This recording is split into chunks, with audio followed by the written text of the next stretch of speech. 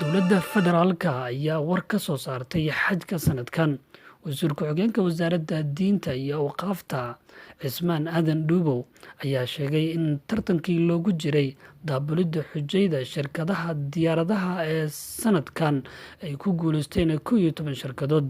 cismaan aadan ayaa sheegay in 58 shirkadood ku tartameen daabulidda xujayda soomaalida ee sanadka xajinaysa, islamarkaana ay soo baxeen 11 shirkadood oo uu sheegay inay la shaqayn doonto wasaaradda diinta iyo awqaafta.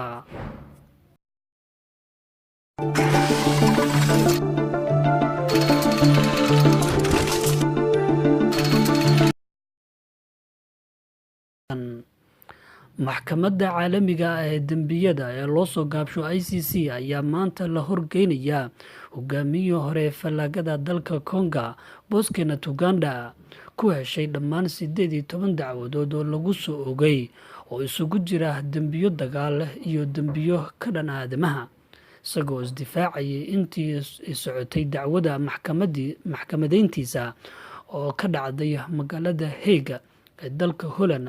ayaa Ntaganda beeniyey inuu yahay dilaa iyo dembiile dagaal, wuxuuna ku adkaysay inuu ahaa askari balse uusan ahayn dembiile dagaal.